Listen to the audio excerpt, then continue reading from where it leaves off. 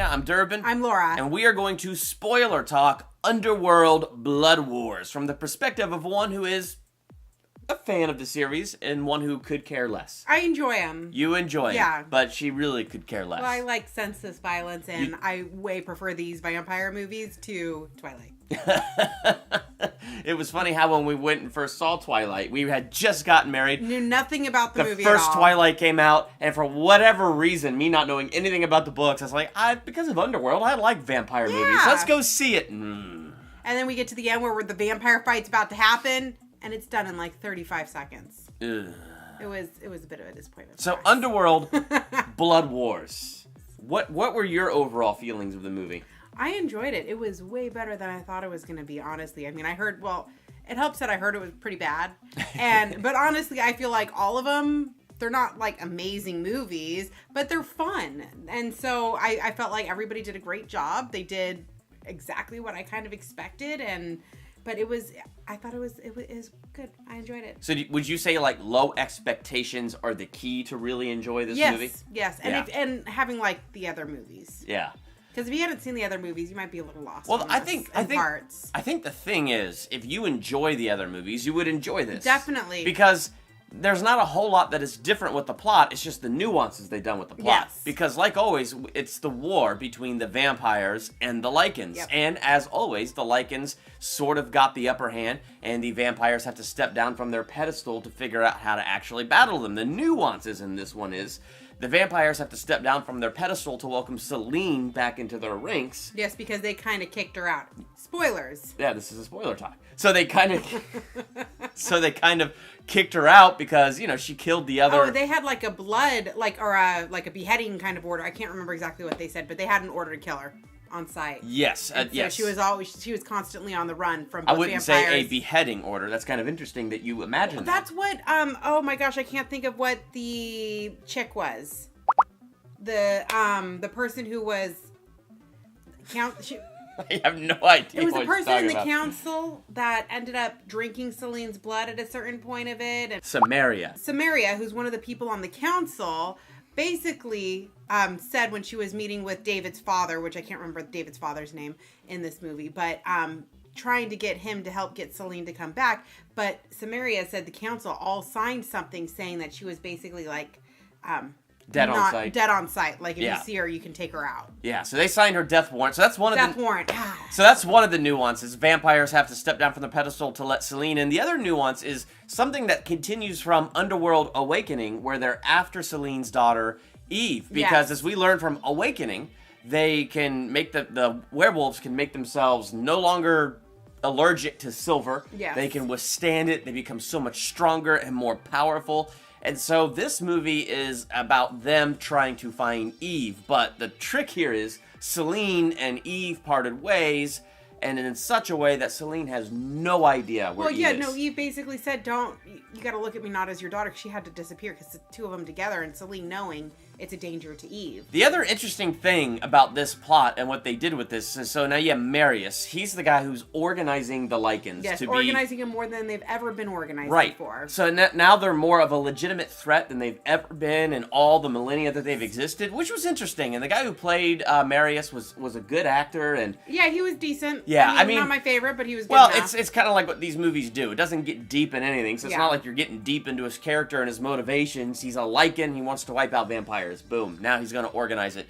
Yeah. But what I thought he wants more than just to wipe out vampires. He wants Selene because he wants to know where Eve is, because he wants the blood of her, because he knows the blood can make him invincible, make the army strong. Exactly, which is then for them to wipe out the vampires. Yes. And so what was interesting is they went to that Nordic place, and we kind of get the picture of this in the trailer. Yeah, you see that like huge ice wall they have to climb up. But in the trailer where Selene comes back and she has the frosty tips and she runs around super fast. Here's what kind of stinks that they put that in the trailer to me, because from the trailer she's going to undergo a transformation. Of some sort, yeah. So I felt like I was watching this movie waiting for this transformation to happen. And you get a hint of what's going to happen like a third of the way into the movie, because you see it happen to other people. Because what they found is there's another world. Maybe it's an afterlife, but it's definitely some kind of supernatural world that this tribe of this clan of vampires knows exist, and by wrapping people up in these weird wrappings and putting them in this water, they can actually travel to that world, and when they come back, they have new and strange abilities. But it's like they die to be able to do it. It's like a spiritual transference. Yeah, and when they come back, their eyes are different. Not physically, but what they see and how they see things is different. So you know that this is what's going to happen to Selene. Yeah, so when she dies at Marius's hands, you know it's not all lost. But the thing that was disappointing to me is what you said. It was not all lost, because I felt like some of the advertising up to this movie led us to believe that this is possibly Kate Beckinsale's last run, and that this might be the last go at it. So when she dies at the foot of that waterfall, if they hadn't shown in the trailer that she comes back all superpowered, that would have been a higher stakes moment. I agree. Especially her last words. She's dipping her blood into this frozen lake and water as she's dying, and she says, "Michael, find Eve." And it's like, so did she slip a message into the blood? Or are we going to bring Michael Corvin back, who really had no part whatsoever in this movie? And we're going to talk about that here in a little bit.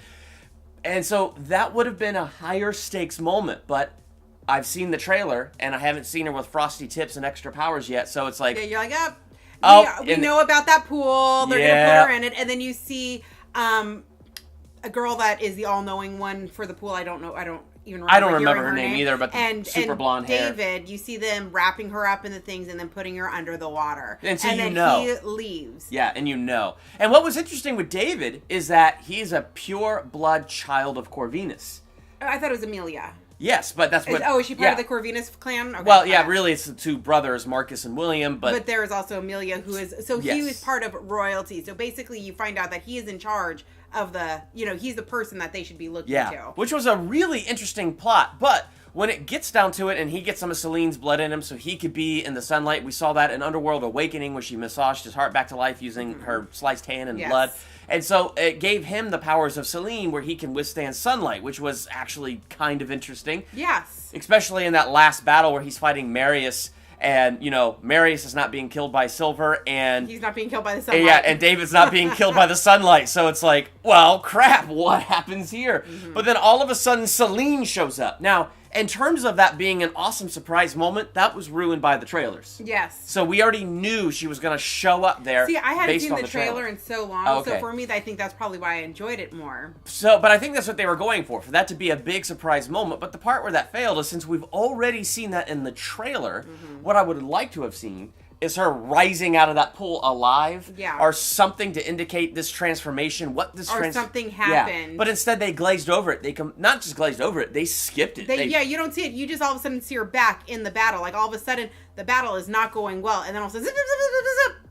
Yeah. And then there's Selene standing there having taken down like 10 people. That said, when she was zipping, it was cool. It was awesome. Yeah. Like all of that was just incredible to watch. But I just felt like they skipped over something really cool just to get over to here really fast. And it's like, no, don't do that. I know. And the movie was like it started at 11, we were out by 1. Yeah, so it was really... it started at 11:30 and we were out by 1, and that includes trailers. So it was under an hour and a half long. Yeah, so give this movie an extra 10 minutes and show us some really cool things like that, because since we've already seen in the trailer and already know from the marketing that she's coming back with those extra abilities, why not just take that extra moment and show us that? That was kind of disappointing to me. Just a little bit. The other thing that was disappointing to me was the lack of Michael Corvin and Eve. Well, we knew Michael Corvin wasn't in this movie. Yes, we know because IMDb, Scott Speedman really wasn't listed on there, but... Yeah, but I mean, you do see him, but you see him in a flashback when she's sucking somebody's blood. I think in terms of story,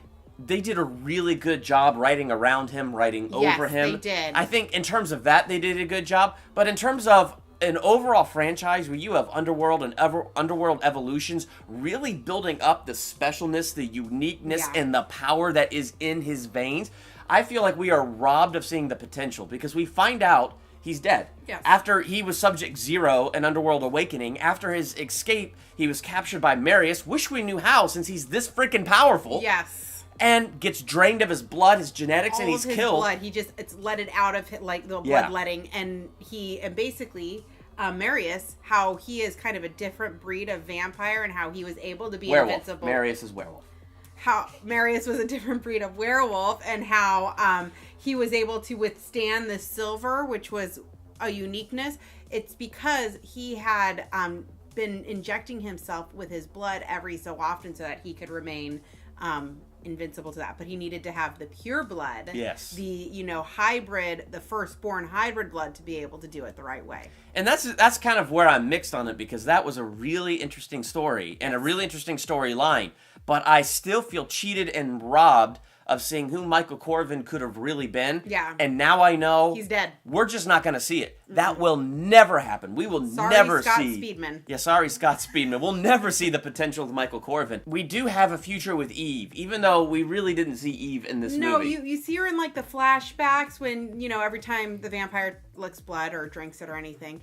But you do see what you think is her at the very end of the movie, coming up to Kate Beckinsale. One fast clip where they're like being reunited, because we think there's peace right now among the vampires and the Lycans. Which I don't know how. That's the one thing I didn't get either. The vampires fairly officially whooped on the vampires' butt, especially with Selene having her new powers, bringing her Nordic clan down with her that she now made friends with, and they whipped on those werewolves. But the werewolves gave up and they disbanded when they saw that their leader Marius.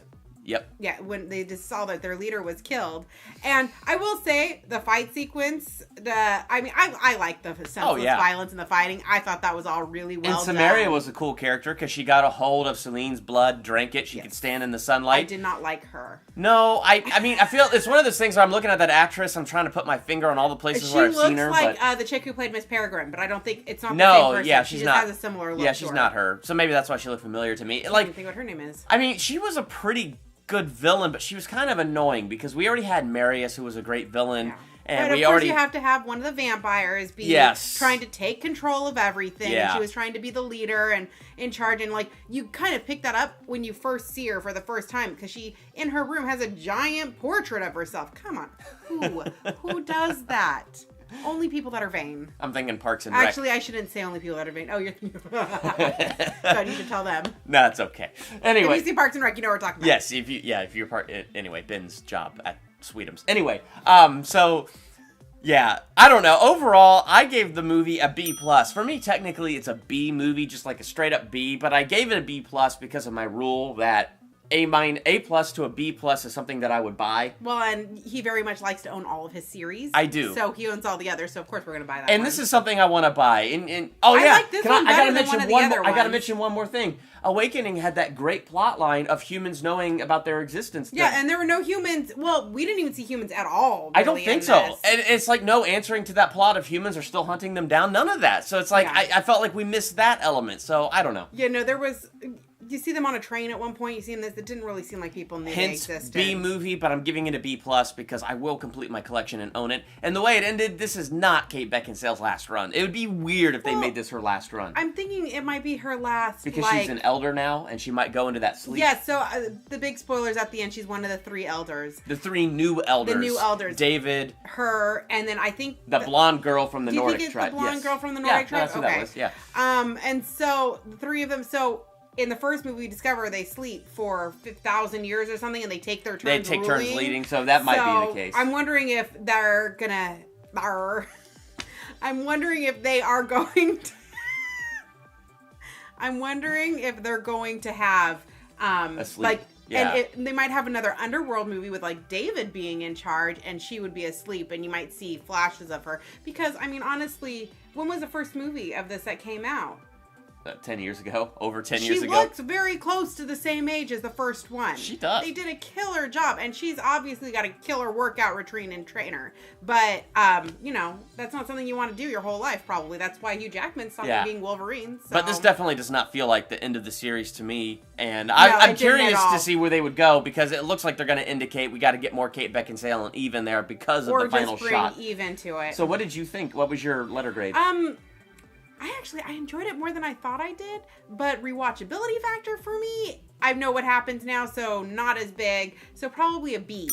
A solid B, because I did enjoy it. I had a great time in the movie. I wasn't trying to look at the time saying, oh my god, when is this going to end? No, that would be in the D category if that happened. But I I really had a good time. I would recommend it to somebody who likes Underworld and vampire movies. Well, there you go. So if you saw Underworld Blood Wars, what are your thoughts on this movie? Let us know in the comments. And while you're there, hit the subscribe button, become a Durbanian, hit the bell that's right there next to that subscribe button. Get notified. Yeah, and then you're notified the moment we drop a video. Still got the Reading Way Too Much Into Underworld Awakening coming out here this weekend. Also, we got some special surprises for a Durban experiences coming out. In a little bit. We got towards a the end while. of February, but there's awesome plans in the mix here. So hit the subscribe button, hit that bell, like and share this video. I'm Durbin. I'm Laura. Thank you for checking out Durbania.